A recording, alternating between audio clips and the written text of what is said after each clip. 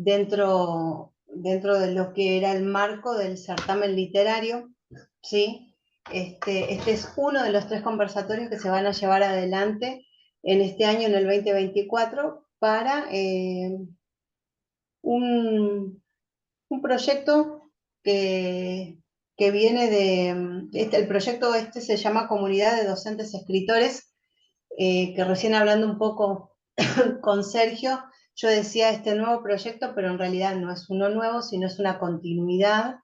Ahí está el profe Sergio Brescia, que nos acompaña cada año y en los años y ediciones anteriores fue jurado también.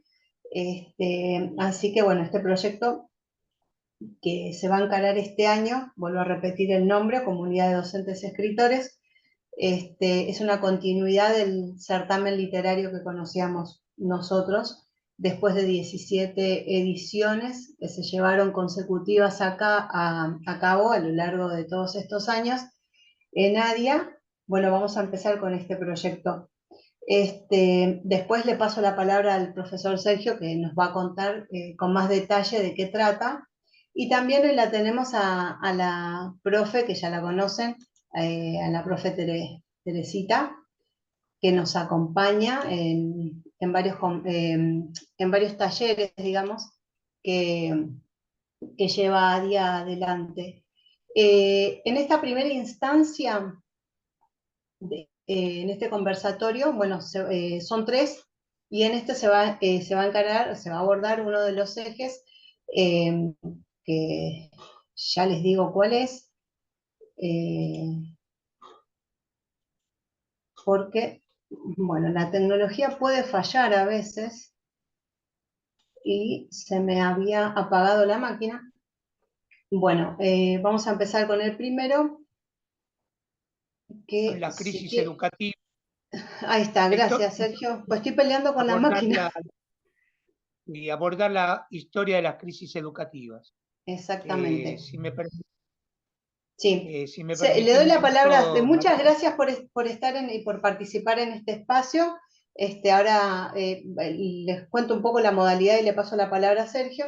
Van a hablar tanto Sergio como Tere, y una vez que terminen de hablar, como toda modalidad de conversatorio, pueden ir surgiendo preguntas que la pueden ir escribiendo en el chat, después se van a leer y ustedes van a poder obtener su respuesta, o si se les ocurre en el transcurso van escribiendo en el chat, si no se las pueden hacer a los profes una vez que terminen de su conversatorio, digamos, de lo que nos van a contar. Así que bueno, primero le doy la palabra a Sergio y después, una vez que termine él, va a comenzar Tere.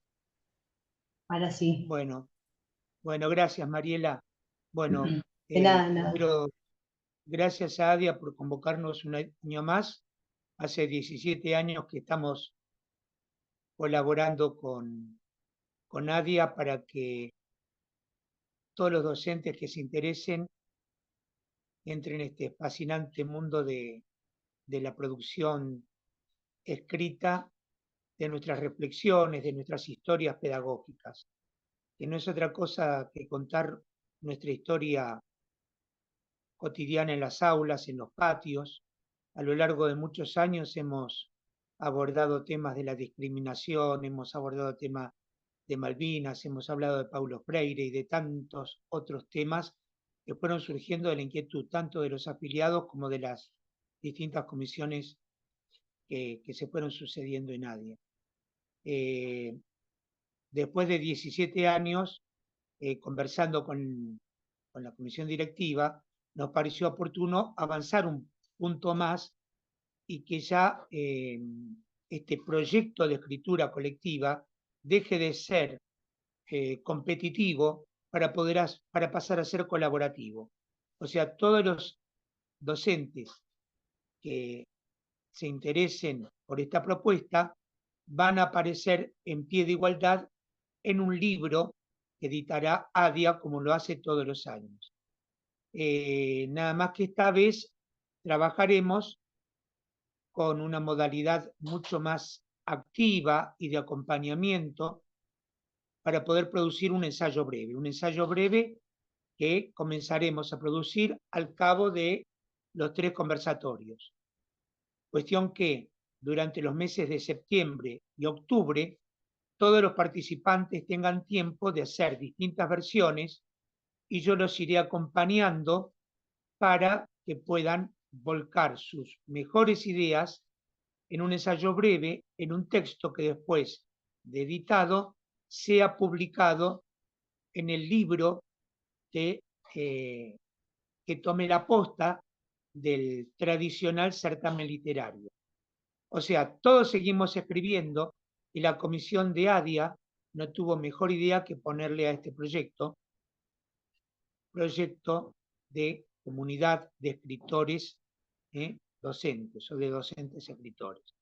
Un docente que reflexiona, un docente que investiga, un docente que problematiza. Partiendo del documento básico que nos plantea el Ministerio de Educación de la ciudad para el presente periodo en nuestra jurisdicción, que se llama Buenos Aires Aprende, tomamos tres focos que nos parecían importantes.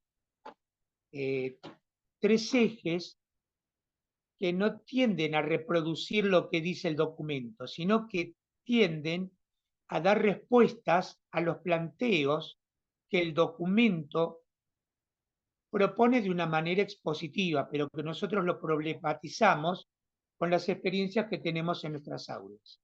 Así que vamos a ir de lo macropolítico a lo micropolítico. El primer conversatorio será lo macropolítico.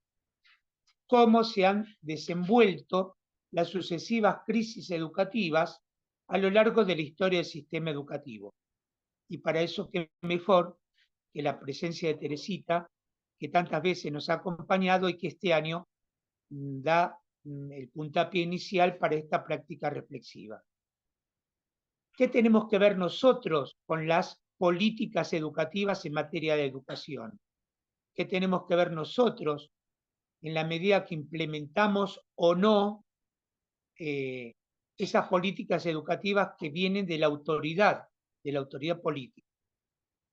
¿En qué medida la crisis supone un conflicto o supone un problema? Y ahí veremos también qué hacer. El resultado final de este primer conversatorio queremos que sea una serie de preguntas que nosotros no vamos a responder. Vamos a tratar de ponerlas en cuestión, a lo mejor de problematizarlas más, para que a ustedes les sirva como puntapié inicial para ponerse a escribir.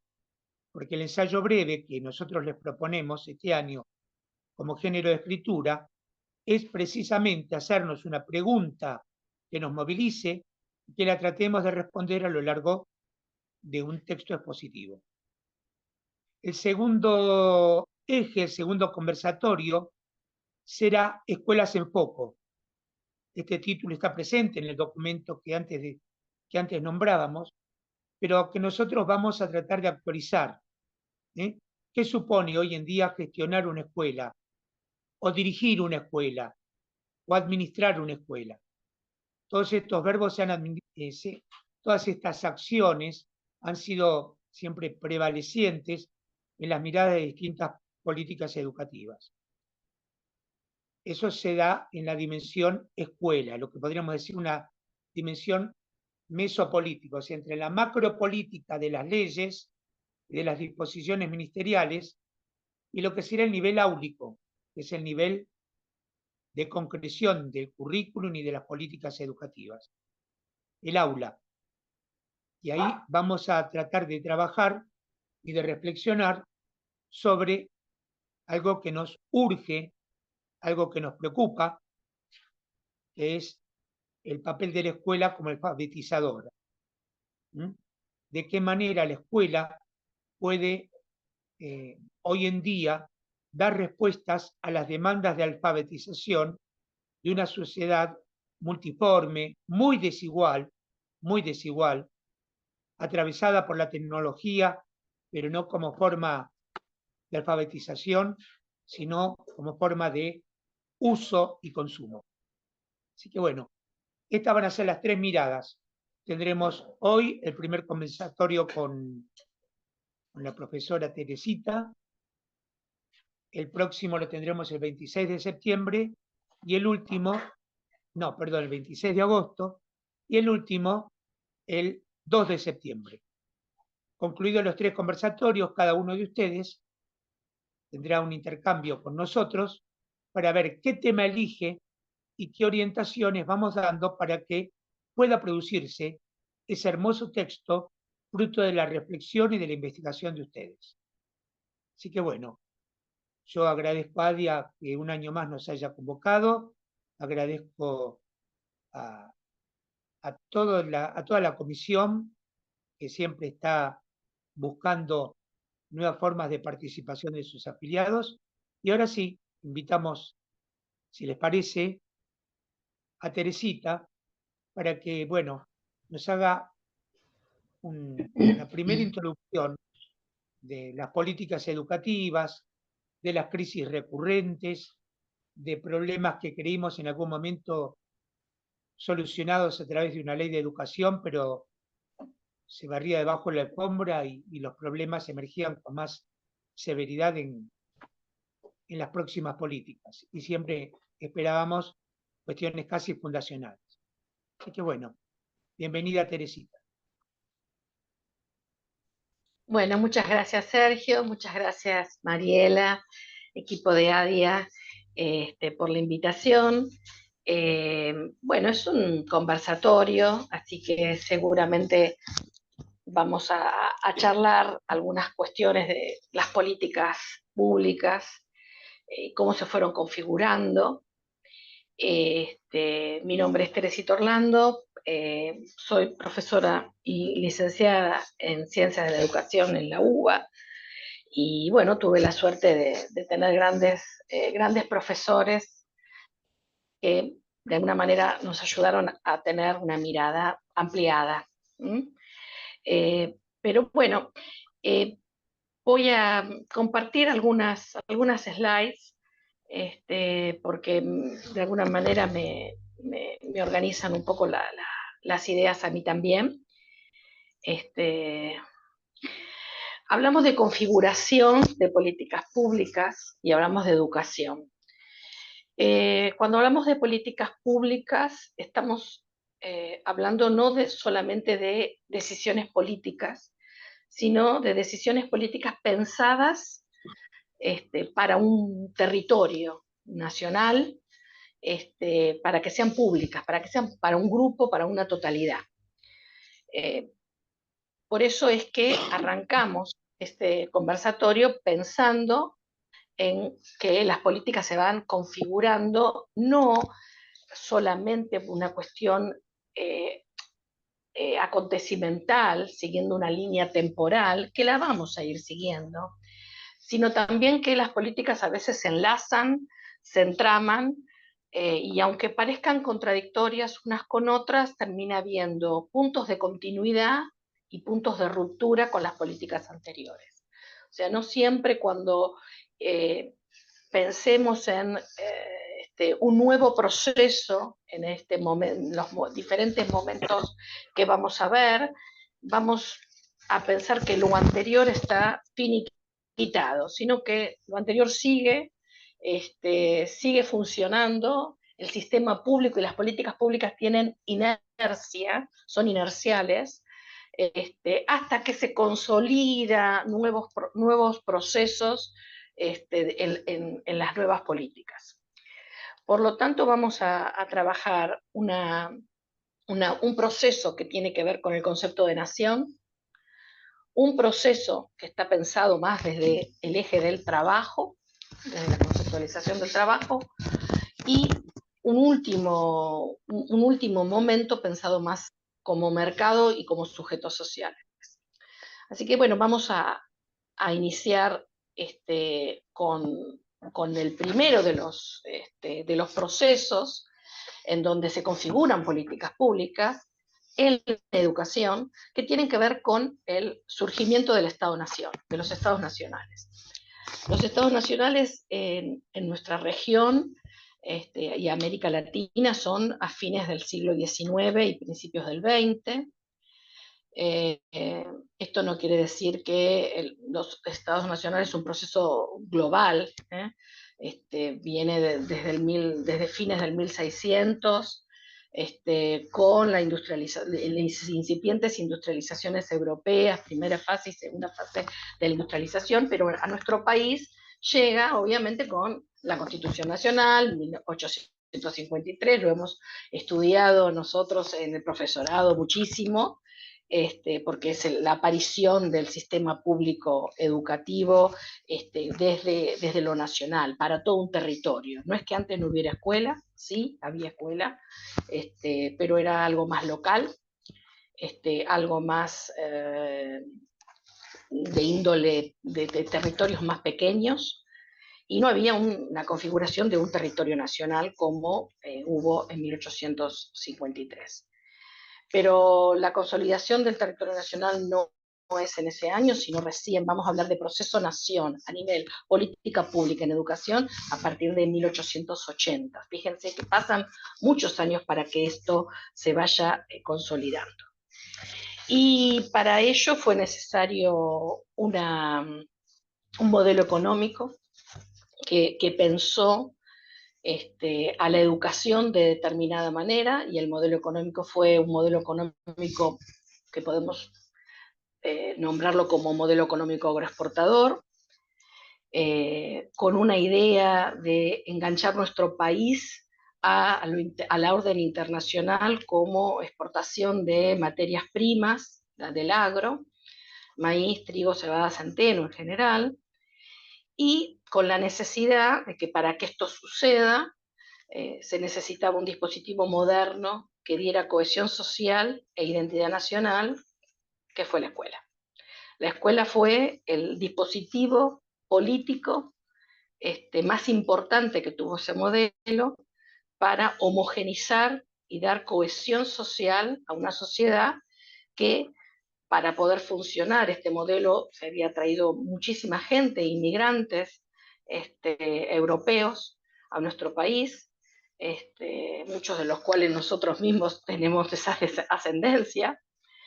Pero bueno, estos modelos, digo modelos porque en realidad hubo dos que funcionaron, que pujaron, el modelo más de Alberdi, un modelo pensado más de crecimiento hacia afuera, más europeo, y un modelo más norteamericano, pensado de Sarmiento, con la organización de colonias agrícolas. Los dos funcionaron en simultáneo, no es que uno funcionó y el otro no, pero los dos modelos de crecimiento económico funcionaron para el modelo agroexportador. Pero el funcionamiento de la ubicación, de la instalación de ferrocarriles, mejoramiento de caminos, comercialización, modernización, etcétera, fue el más pujante. No todas las propuestas económicas fueron exitosas, ¿sí? La inmigración no era la inmigración que se soñaba que iba a venir. La inmigración del norte de Europa terminó yendo a Estados Unidos, sino a las zonas del sur de América. Por lo tanto, los que vinieron acá no siempre sabían trabajar el agro, y por lo tanto los terrenos fiscales que se les dieron a estas colonias terminaron siendo acaparadas por los viejos dueños de tierras cercanas, estos antiguos terratenientes de tierras, consolidando un estado paralelo, un estado que ya podemos llamar tranquilamente estado oligárquico, un estado de pocos dueños de muchos terrenos terratenientes. Sin embargo, el modelo siguió funcionando porque los inmigrantes que pudieron sostenerse en sus terrenos fueron arrendatarios de esos viejos dueños de tierras, y trabajaron las tierras, y se usó la exportación del agro fue absolutamente exitosa. Sin embargo, había una necesidad muy alta de educar porque no se hablaba el mismo idioma, porque, y esto lo cuenta Pisurno, que dice, bueno, vamos a cantar el himno nacional, y era una comunidad italiana en esa escuela, y cantaban el himno a Garibaldi. Entonces, la necesidad de generar cohesión social y que todos cantaran el mismo cántico es una necesidad de generar identidad nacional, cohesión, que fue necesario para establecer a la escuela como dispositivo de un control político.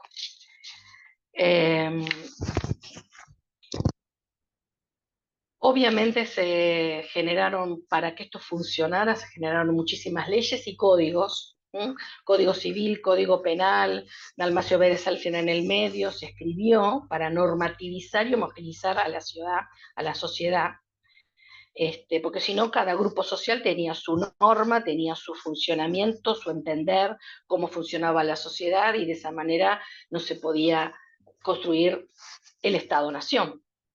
Para poder homogeneizar todo esto fue necesario obviamente la escuela, y la escuela funcionó de esa manera, alfabetizando masivamente en el idioma castellano, ¿sí?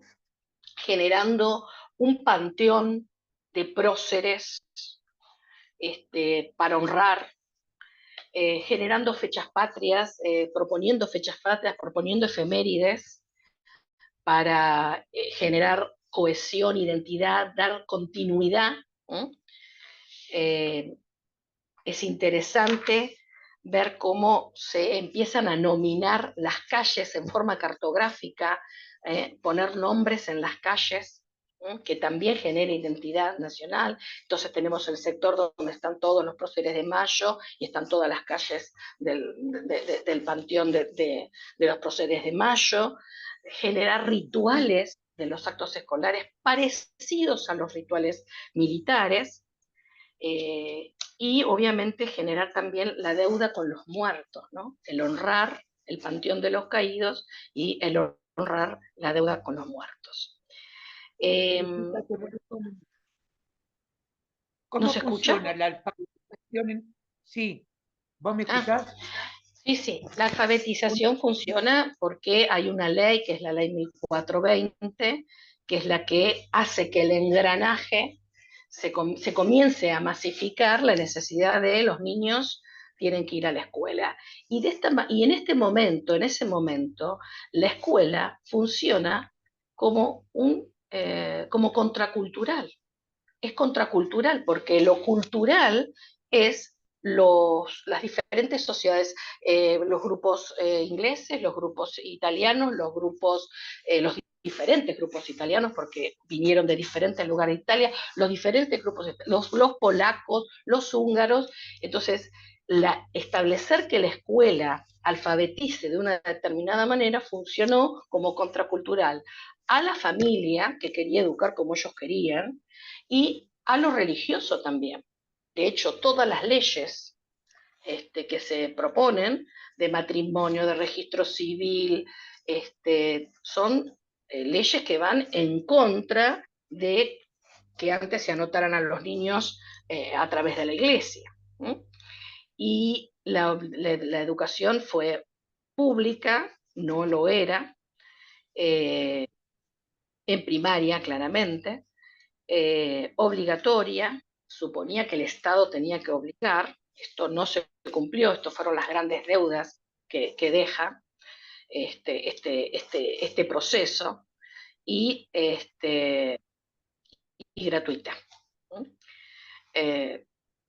Bien, cuando hay un fenómeno tan masivo como para poder consolidarse este fenómeno se consolida porque la idea que se tenía de país era la de un país que estaba mayoritariamente vacío o lleno de gauchos, en términos de Sarmiento no servían para nada, o malones de indios que había que correrlos hacia la cordillera o exterminarlos, porque para poder expandir la parte agropecuaria se necesitaba mucho territorio que existía, pero que había que controlar de alguna manera. La manera fue militarmente. O sea que gran parte de esta inclusión social y de esta alfabetización masiva esconde, de alguna manera, otro tipo de exclusión. Esta fue una de las primeras crisis que tuvo el sistema educativo, esta inclusión y exclusión de sectores. Y adentro del sistema educativo, la base se fue haciendo cada vez más grande, de una pirámide, ¿sí? El sector privilegiado solamente accedía al sistema secundario y los futuros dirigentes eran formados por la universidad. O sea, era una base amplia, pero muy afinada hacia arriba. Poquitos en la secundaria, ¿sí? Hijos de, ¿sí? Viejas familias patricias, viejas personas de familias poderosas y algunos universitarios. Este era el sistema educativo, pero bueno, era muy importante establecer una base y ampliar la base en la primaria. El legado es interesante porque en el año 1914 hay un 48% de niños que están en el sistema de educación pública primaria. En Ciudad de Buenos Aires es un 72%, ¿sí? Siempre fue un poquito más privilegiada la Ciudad de Buenos Aires que el resto del país, pero bueno, es interesante ver que realmente se llega a una base que es casi el 50%, para 1914, o sea, en 24 años, la base que era muy pequeñita, iban muy pocos chicos a la escuela, ¿sí? Se masifica. Para eso fue necesario una intervención estatal, no solamente con la ley 1420, sino con otra ley, que fue la ley Laínez, que permitió la creación de escuelas nacionales en todo el territorio, en las provincias, porque no alcanzaba, porque la base no se seguía expandiendo, y fue una nacionalización de hecho. Entonces aparecieron escuelas muy buenas en las provincias, que fueron las escuelas Laínez, ¿sí? A contrapartida de esto, ¿qué es lo que sucede en el interior? En el interior aparece una brecha importantísima y una gran crisis, en donde las escuelas buenas son las Laínez y las otras, las provinciales, pasan a ser las escuelas de los pobres. Aparece como una diferenciación casi natural que se genera, porque no pueden competir muchas escuelas provinciales con las escuelas nacionales, que inclusive a veces en esas épocas mandaban docentes, docentes formados. Esto genera como un doble proceso, como dobles circuitos de educación, un circuito nacional y un circuito provincial. Se pensaba que la inclusión iba a ser total y no lo fue. La igualación quedó reducida a un fenómeno de homogenización cultural básico que permitía lectura de cartillas para el agro, que permitía lectura de folletos para enterarse de algunas noticias, pero obviamente que había gran diferenciación.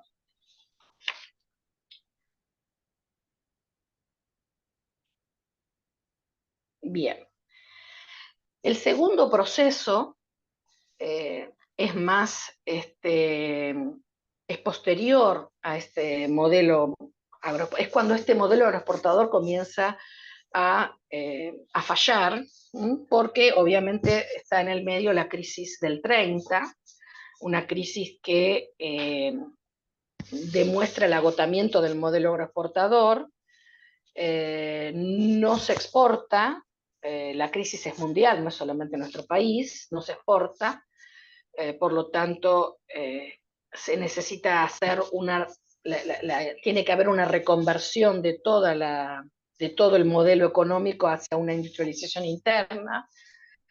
Se llama modelo de sustitución de importaciones. A nivel económico se instalan, básicamente comienza a haber la recomposición de industrializaciones pequeñas, pequeñas fábricas, un modelo de producción agropecuaria, productos alimenticios derivados del agro, el inicio de los frigoríficos en masa y a través de aparatos eléctricos.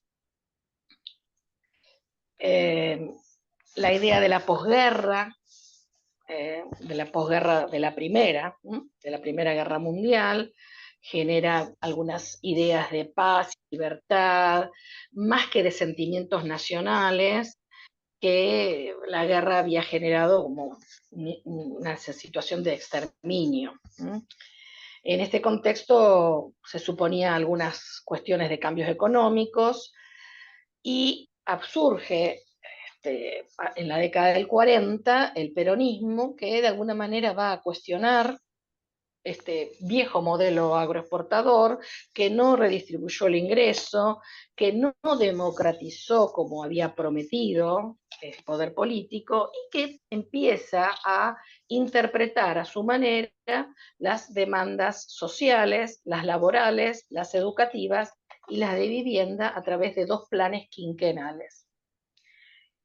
Piensen ustedes que estos planes quinquenales generaron un momento bastante idílico por características internacionales también, que fue el de pleno empleo, y el desarrollo de alguna capacidad productiva interesante.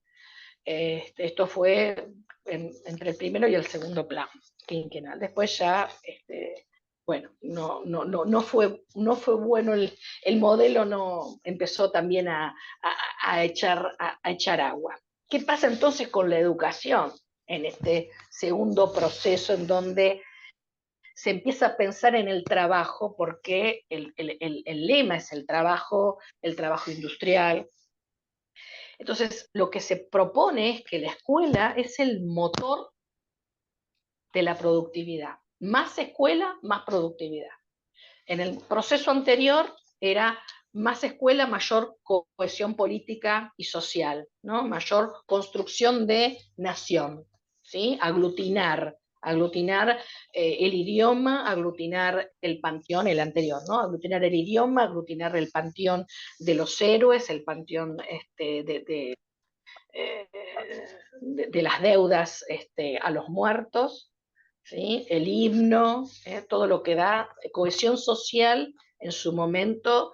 Ahora no, ahora es el desarrollo del país depende de la escuela. Si hay mayor productividad es porque hay mayor escuela. Este proceso es muy típico del modelo desarrollista, donde comienza se entrama la escuela con la fábrica. Aparecen escuelas en las fábricas, ¿sí? No solamente se construyen muchísimas escuelas primarias a favor de este modelo, en contra de este modelo diremos que después no se la sostuvo en pie, porque no solamente hay que construir escuelas, sino que después a los 10, 15 años tenés que sostenerlas ediliciamente. Y lo que no hubo, si bien hubo una construcción masiva de escuelas primarias, ¿sí? Todo el modelo que en los últimos años, cuando se hicieron la catalogación de escuelas, es el modelo república, es el modelo de esta época, modelo entre el 45 y el 55. Pero bueno, la cantidad de escuelas creadas no llegó a poder sostener adentro a la explosión matricular que había, producto de que como había pleno empleo, también empezó a haber explosión demográfica, más niños para educar, educación primaria, básicamente. Hubo una explosión demográfica en el 50, un crecimiento acelerado en el 60, en la década del 70 un crecimiento vegetativo prácticamente inercial por producto del anterior.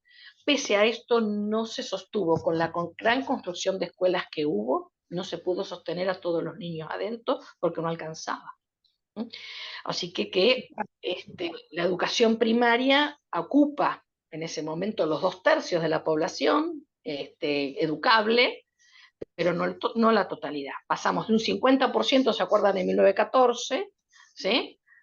Pasamos a un 2/3, ¿sí? Que sería un 70%, pero no llegamos a la masificación de la escolaridad primaria. Una pregunta. Pero pese a esto aparecen algunos, alguien me dijo algo, ¿no?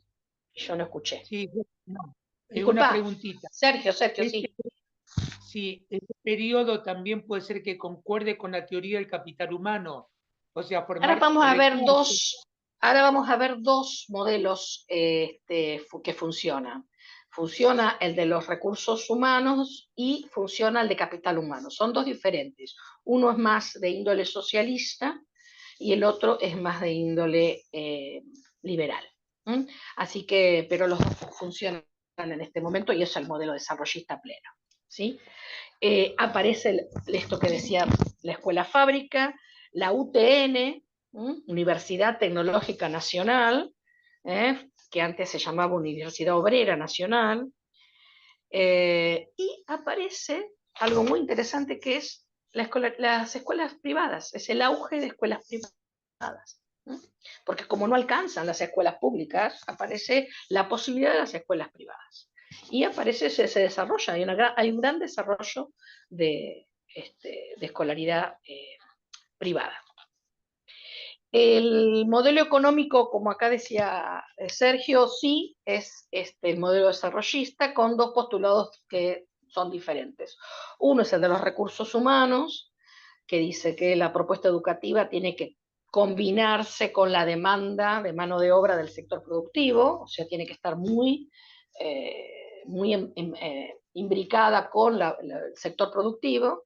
¿Sí? O sea, la educación tiene que estar al servicio de lo que el sector productivo está demandando. Y la teoría del capital humano, que postula que son decisiones educativas individuales que van a estar sujetas a la rentabilidad del mercado y a su racionalidad. Sea cual sea el modelo, nuestro país puso en marcha los dos, en diferentes gobiernos, pero hay otros que usaron un solo modelo. ¿Sí? Pero aparecen actores en esta escena, en este desarrollo, actores de región, ¿sí? El Banco Mundial, la CEPAL, la UNESCO, que empiezan a opinar y empiezan a dar números y a decir, no estamos terminando de masificar la educación. Tenemos un problema, la educación no se masifica, están todos pregonando que se aumente la cantidad de escuelas y aumentamos la cantidad de escuelas y no logramos llegar a esta masificación. ¿Qué es Seguimos lo que todavía con aparece? la ley 1420. ¿Cómo, Sergio? Sí. Seguimos todavía con la ley 1420, todavía no, Seguimos digamos, todavía con la ley la ley 1420. 1420 Sí. sigue dando respuesta, no sé si eficaces, pero es la ley en vigencia en este periodo. Exacto. Sí. Y hasta el 2006 te diría que es la ley en vigencia, porque, bueno, después lo vamos a ver. ¿Qué aparece? Aparece el desarrollo de la escuela secundaria. O sea, no se termina de masificar la primaria, pero aparece el desarrollo de la escuela secundaria justamente pensando en la productividad. Y por lo tanto aparecen los grandes programas de educación media. Primero programas por asignaturas, ¿sí? No se daban programas por asignaturas, ¿sí? Se consolidan en 1959 los programas por asignaturas. Aparecen proyectos educativos, el proyecto 13, el plan dual en el 73, aparecen las direcciones, se organiza el sistema educativo con Dirección Nacional de Educación Técnica, Dirección Nacional de Escuelas Agrarias, aparece toda la organización política del sistema. Antes esto no existía la escuela primaria, existían algunos colegios secundarios y ahora se empieza a generalizar la propuesta en media vinculado a los sectores productivos.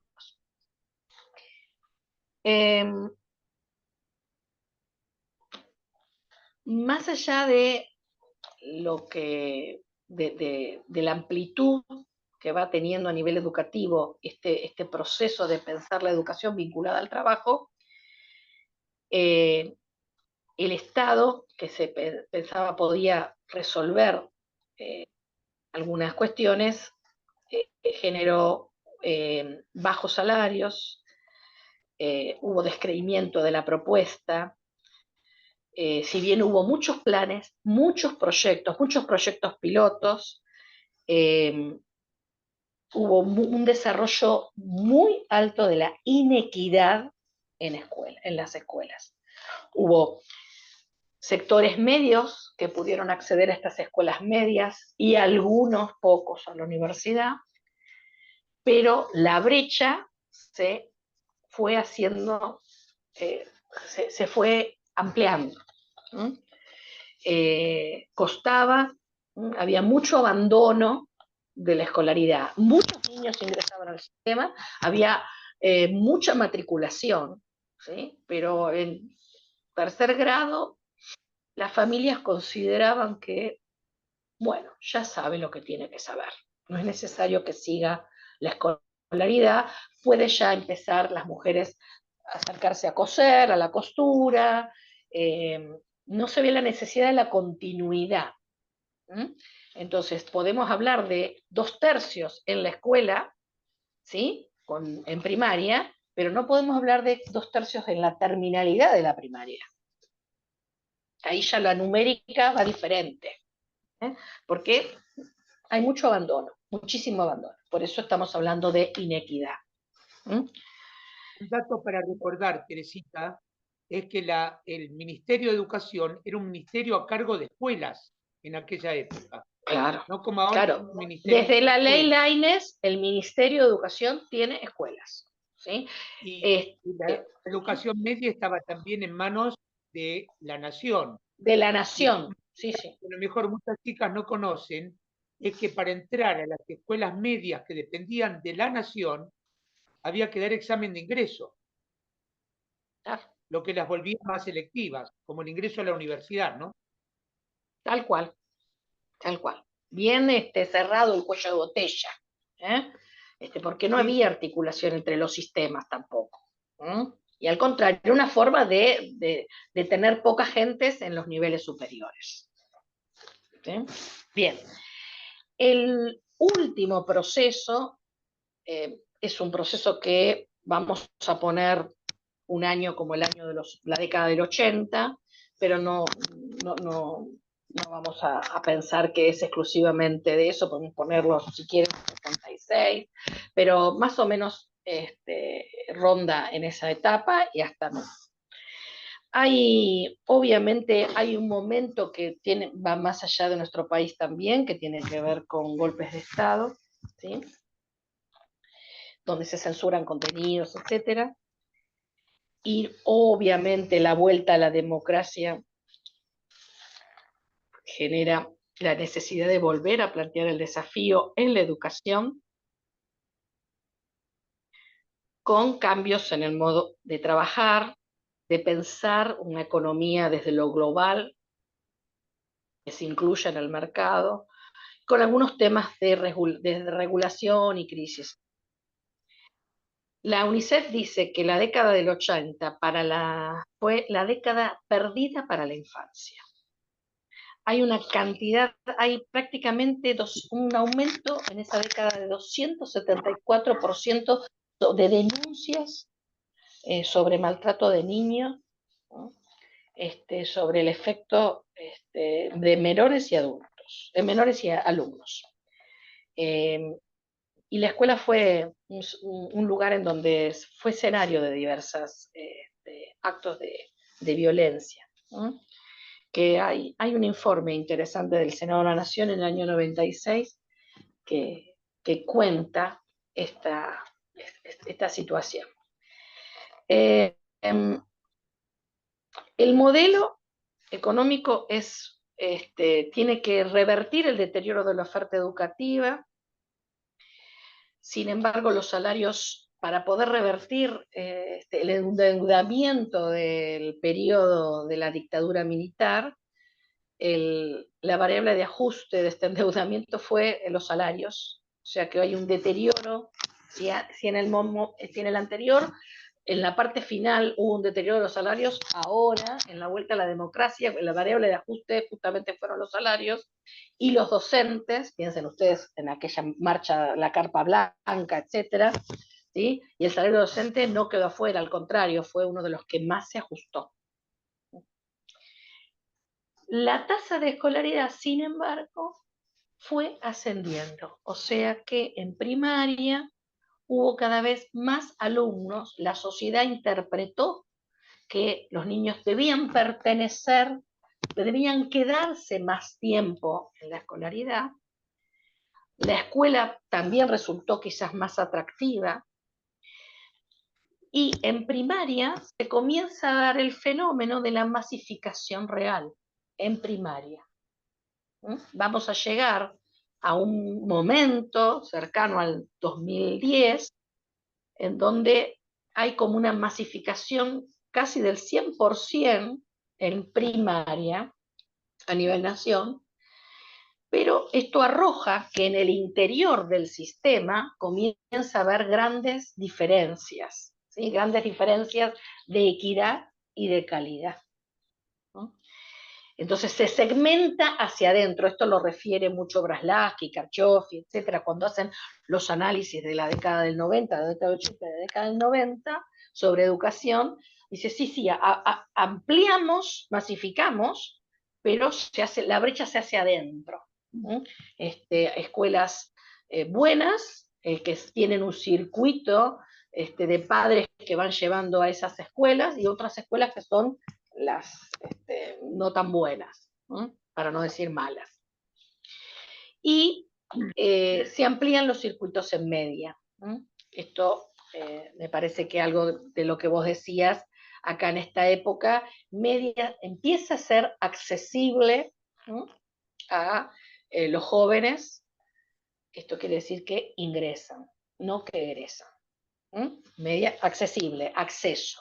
¿Sí? La escuela media empieza a ser accesible a los jóvenes en general, y se comienza a pensar que es necesario que los niños, que los jóvenes estén también en las escuelas. Una cosita, Bien. Teresita, Sí. tenemos que recordar que en plena dictadura militar empieza la desresponsabilización del Estado Nacional de un nivel importantísimo como es el primario, con la transferencia de las escuelas Laines a las provincias, que va a ser un movimiento que va a tener otras secuelas más adelante, ¿no? Pero dentro de las políticas de ajuste, el Estado Nacional, en este momento de la dictadura, transfiere a las escuelas Laines, las transfiere a las provincias, ¿no? Con la correspondiente financiamiento del sistema. Bien, así como en el primer proceso vimos la palabra nación, en el segundo proceso vimos la palabra trabajo, en este proceso vemos palabra mercado, el tema de la fábrica flexible, la educación polivalente, el equipo multipropósito, la reconversión, son palabras de época, la capacidad para el trabajo en equipo, el know-how, el conocer cómo hacer las cosas, son características de cartas de intenciones. El niño es identificado como sujeto social, pero también como sujeto de mercado, sujeto de consumo. Entonces aparecen, a ver, gente, antes no teníamos tantos chiches en nuestras casas. El boom de los juguetes, el boom del niño, es el baby boom. Este baby boom llega en la década del 90, porque el niño puede ser un cliente. Es un sujeto social, pero aparte también es sujeto de mercado. Reconocido como consumidor, potencial consumidor. Momento con el cual se da esto que habla Sergio, que es la transferencia a partir del 78 de todas las ofertas nacionales a la provincia. Hay una descentralización general que culmina en la década del 90, en donde se desentiende casi totalmente. Las últimas escuelas que se quedan nación y que terminan siendo transferidas son en el 2011. Las últimas escuelas medias y son algunas secundarias que quedaban vinculadas a las universidades, ¿no? Que seguían ellos mandando el dinero para las cargas docentes. Recién en el 2011 se desvincula totalmente la parte económica de esas escuelas. Hasta ese momento, creo que también las escuelas de contextos de encierro también se desregulan en ese momento. O sea que la transferencia que comienza en el 78, toma auge en el 90, termina su ciclo de transferencia a posteriores del 2010. 2011 es el pasaje de las escuelas de contexto de encierro, que también quedaban a la órbita de los municipios o de las provincias. Bien, en esta época parece como ideal en la escuela establecer objetivos en educación, establecer los contenidos básicos comunes, los famosos CBC, y aparece una ley, que es la ley federal. Una ley que intenta pensarse a favor del aparato productivo, un aparato productivo inexistente totalmente, porque se había desfinanciado el trabajo, se había desfinanciado la industria, y por lo tanto, cuando piensa esa ley federal en trayectos técnicos profesionales, está pensando en trayectos técnicos profesionales en profesiones inexistentes, en industrias inexistentes. Sí, Sergio. ¿Cómo? No, además la época del desguace de las escuelas técnicas. Bueno, pero las escuelas técnicas resistieron. Las escuelas lo intentaron, pero las escuelas técnicas con el CONET y después con el INET resistieron la debacle. Bueno, obviamente en Capital no se implementó la ley federal. Buenos Aires fue, yo siempre cuento la anécdota de la escuela Jorge Newbery de Aedo, donde formaban técnicos aeronáuticos. Y yo creo que era la única, de técnicos aeronáuticos fue la única. Pero me partí el alma ver cómo la escuela de a poco fue perdiendo capacidad técnica, fue perdiendo además años de formación que se pagaron muy caros, muy caros. Sí, sí, sí. Una picardía fue. Fue una picardía. Escuelas que se generaron ensambladas a las fábricas, ¿sí? Había escuela técnica en la Ford, había escuela técnica en la Renault, en la fábrica Renault, había escuela técnica vinculada a la Volkswagen, a las fábricas de automotores, en donde los alumnos prácticamente hacían una formación y quedaban trabajando en los talleres después. Sí, totalmente. Era interesantísimo. Eso sí que era un verdadero trayecto técnico profesional. Bueno, pero eso estaba pensado más como plan dual y no con este eslogan del know-how, del trabajador flexible, del polivalente, de que hoy trabajás de telefonista y mañana trabajás de otro tema, y era otro modelo. Era más el modelo que vos tenías una profesión, por eso el modelo anterior del trabajo, vos tenías una profesión y seguías en esa profesión. En cambio, el mercado implica que hoy trabajas en call center, mañana trabajas en la verdulería, otro día trabajas, o sea, vas trabajando en diferentes lugares que no necesariamente tienen vinculación en la cuestión productiva uno con el otro. Este es el modelo que estamos transitando. Bueno, el legado... me toca ser irrespetuoso. Vamos a hacer un tiempo así de ir cerrando para poder recibir las preguntas, ¿no? Sí, vamos a cerrar con algunas cuestiones que generan preocupación.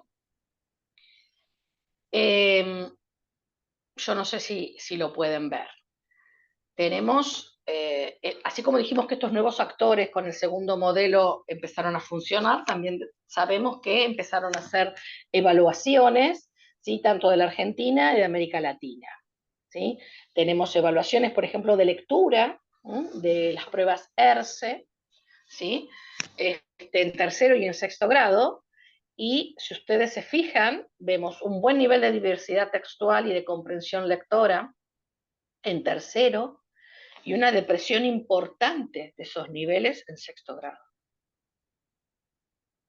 ¿Bien? Esto es, homogenizamos la base, tenemos todos los niños, casi el 100% de los niños en primaria, el problema lo tenemos adentro, en donde hasta tercero aparentemente están teniendo un buen nivel de alfabetización en lectura, con diversidad textual y comprensión lectora.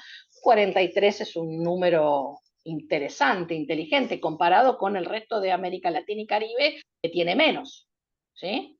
Porque el gris es el resto de América Latina y Caribe, el promedio. Y en sexto vemos que se deprime totalmente el número y que estamos por debajo de lo deseado. Estrategias de lectura, miren, 0% en tercer grado y en sexto grado 11%, bastante bajo. ¿Para qué? Para que sea un buen nivel tiene que estar entre los 40 y los 60%, digamos, eso sería un nivel interesante. No es alto en general, pero es muy bajo para pensar. Matemáticas. Ven que acá tenemos mejor nivel, tenemos un nivel de 59% en números y operaciones, en sexto grado se mantiene prácticamente, magnitudes y medidas es bajo en general, pero también es bajo en América Latina y Caribe. Geometría, o sea, tenemos un mejor nivel en matemática en general que en lengua, y en lengua tenemos un agujero importante entre tercero y sexto. Esta es la situación interna del sistema. ¿Por qué? Porque, y ahora, bueno, esto no importa. Algunas variables para tener en cuenta de los últimos 10 años. Ya prácticamente, matriculación, miren matriculación. En primaria estamos cerca del 100%. O sea, los chicos ingresan a la escolaridad primaria, y prácticamente a nivel de egreso, al haber poca repitencia, un 2,22% y un 15% de abandono, que es, pero no es tanto,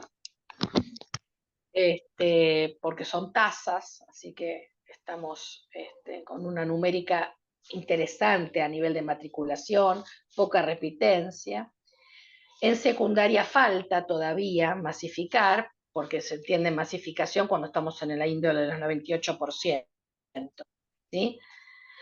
Pero hay dos números que son perturbadores. El primero es el PBI que se pone, ¿qué tanto del PBI se pone en educación? ¿Sí? La Ley de Educación Nacional, ¿sí? 2006, dice que tiene que ser un 6%, mayor al 6%. No llegamos. No solamente no llegamos, sino que estamos bajando. No estamos pudiendo llegar al 6%. Es inversión educativa. Ustedes piensen que el 75% se lo llevan los sueldos docentes de esta inversión, y el resto es edificación, construcción, planes de mejora, etc. Pero después hay un índice muy interesante, que es el índice de Gini, y con esto terminaría. El índice de Gini justamente es la deuda interna. Perdón, muestro el índice de Gini. El índice de Gini lo que dice es, bueno, vos podés tener muy buenos resultados, vos podés tener un promedio de educación, educabilidad y de calidad de tus estudiantes de un 60%. Le fue muy bien a tus alumnos, en un 60% aprobaron las pruebas estadísticas o de las estadísticas de las pruebas ERCE, etcétera, o las pruebas que estemos tomando. Pero el tema es ver adentro de la numérica de esa gente qué pasa con las puntas. Porque vos podés tener 2 panes, ¿sí? Pero si solamente esos 2 panes se lo come una persona, El promedio es un pan por persona, pero tenés una persona que se quedó sin comer pan. Entonces el problema es la desigualdad en las puntas, ¿sí? La desigualdad, y nos preocupa la desigualdad en la punta de abajo, ¿no? La zona vulnerable, ¿no? En donde quizás el promedio en matemática es bueno, tenemos un 50% de niños aprobados en estas materias, en estos temas, y nos ponemos contentos, pero el tema es que este promedio lo que está diciendo es que hay un grupo de muy buenas notas, pero tenemos un grupo muy grande de por debajo de 4. Entonces, Teresita, el indicador Gini lo que nos dice, hay que tratar de que el indicador sea 0, ¿no? Es el que dice que no hay desigualdad. La menor desigualdad es 0 en este indicador. Cuando las pruebas en los análisis de Gini dan 0, cuando se hace el análisis interno de las pruebas y da 0, estamos en menor desigualdad. Cercano a 1 es mayor desigualdad. Y es interesante, bueno, esto es la deuda interna que tenemos. No solamente necesitamos resultados, tenemos que tener buenos promedios, ¿sí? Sino que hay que disminuir la desigualdad y comparar estas dispersiones con otras variables que pueden ser ingreso, edad, género, etcétera, comparar todas estas cuestiones. bueno, Por lo Teresita, tanto, ahí terminamos. Sí. me están apurando de acá de la dirección del programa, me está Sí, apurando para que las chicas puedan hacernos las preguntas que crean totalmente. convenientes. Vamos, ¿Eh? vamos.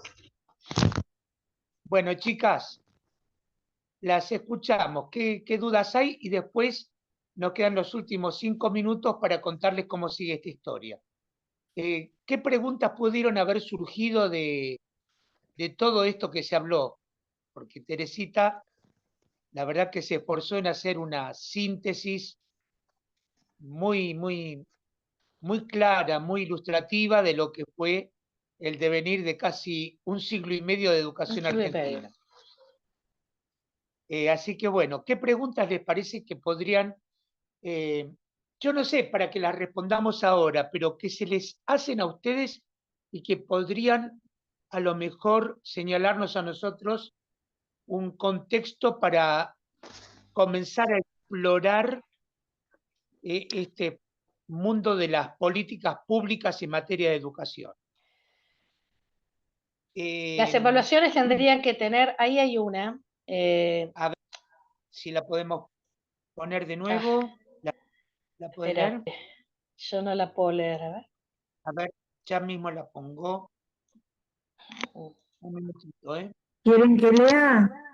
Sí, Las evaluaciones tendrían que tener en cuenta cada contexto escolar. ¿Esto es así o son las mismas para todos? bueno, para poder establecer indicadores estandarizados, o digamos, pruebas estadísticas, necesitamos coincidir, estandarizar, y para eso es necesario que sea la misma prueba para todos. Con respecto a las pruebas ERCE, que es un estudio regional, es interesante porque, bueno, estas pruebas fracasaron, las 3 primeras veces fracasaron, las PERCE, las CERCE y las TERCE fueron grandes fracasos, pero bueno, a través de los fracasos se construye también el conocimiento y se entendieron que había que consultar a los ministerios de educación de esos países y a los grupos de currícula.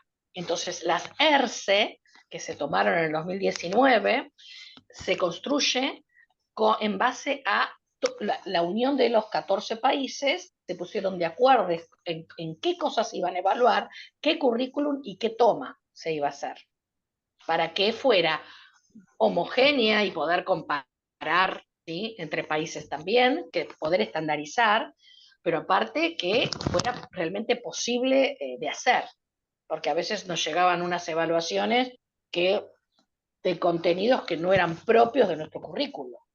Entonces, ¿qué vamos a evaluar? Así que bueno, esto fue una ventaja de esta última toma, y por eso por eso estas mediciones resultan interesantes, ¿sí? Y por eso podemos trabajarlas, y por eso las políticas públicas establecen la necesidad de trabajar en foco, esto de los contextos. Cuando aparece esta, tenemos un buen promedio en matemática, pero tenemos sectores de muy bajas notas. Trabajar en foco, que es lo que va a venir después seguramente en el próximo encuentro, es justamente teniendo en cuenta este momento de desigualdad, cómo llegar a esta zona vulnerable para que esto mejore y que el promedio no arroje desigualdad, sino que arroje igualdad. No sé si soy clara. Sí, creo que lo suficientemente como para poder abrir también nuevas perspectivas y recordar la diferencia que puede haber entre igualdad educativa y equidad educativa, que son dos términos que igualdad educativa era un principio que acompañó a toda la ley 1420 y después, cuando en la reforma de los 90 el Banco Mundial trae las políticas de focalización entendidas como equidad educativa, se ponen políticas compensatorias, pero en detrimento también del principio de igualdad educativa. Por eso que son fenómenos muy difíciles de poder balancear. Bien, ¿alguna pregunta más? Si no, primero agradecerle a Teresita esta pasión, esto que nos transmitió, esta claridad en los conceptos, porque la verdad hay que tener mucha capacidad de síntesis para poder exponer en un conversatorio de un poquito más de una hora todo lo que es una trayectoria del sistema educativo. Nosotros les vamos a estar mandando hacia fin de semana un instructivo como para que ustedes y los próximos participantes puedan entender cuál va a ser el trabajo que vamos a realizar en los 2 conversatorios que nos quedan y la posibilidad de que después de los 3 conversatorios, o sea, de los 3 temas, de los 3 ejes, elijan uno y allí profundizar en una de las problemáticas que se desprendan. Yo creo que de lo expuesto hoy por Teresita hay mucha tela para cortar, pero muchísima, empezando del modelo de país que inspiraba a Sarmiento y que inspiraba a Alberdi, uno que confiaba en el trabajo y la industria de la Europa del Norte, y la otra que quería un modelo más ligado no tanto a lo económico, sino a lo político, a crear una identidad, a crear una forma de hegemonía política. Y bueno, hay que ver allí, hay una muy interesante disputa de los años 70 entre 2 pedagogos argentinos, que uno creía que la lógica del sistema económico, el sistema educativo argentino era económico y el otro que era político. Uno era Juan Carlos Tedeschi, que sostuvo que la génesis del sistema educativo argentino era de una raíz totalmente política. Nosotros nos vamos a estar encontrando, reencontrando con el próximo conversatorio el día 26 de septiembre, que tendrá que ver de con las agosto. escuelas de agosto, gracias. Gracias, Tere.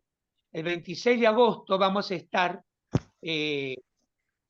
viendo qué de todo esto decanta en nuestras escuelas, en qué medida nuestras escuelas son una puerta abierta a las propuestas del sistema o conforman un sistema autónomo, un universo paralelo, donde otras formas de hacer, otras creencias, otros cultos siguen todavía marcando con más fuerza las cosas que las maestras hacían hace 50 años. Cuando yo hacía la escuela primaria, mentira, yo la hice muchos años antes incluso. Pero en la década del 60 las maestras ponían en práctica cosas que maestras en escuelas donde yo he trabajado seguían haciendo hasta el año pasado. Así que bueno. La gramática escolar permanente. Sí, Que permanece. y vamos a ver qué diferencias puede haber entre cultura escolar, Tal cual. ambiente escolar, clima escolar, Interesantísimo. cultura Muy bueno. institucional. Bueno, Teresita, un abrazo muy grande. A todas Muchas las gracias. participantes, escuchar alguna que nos salude. ¿Sí? Un ¿Alguien beso que haya enorme quedado con para la- todos y qué lindo tenerlos.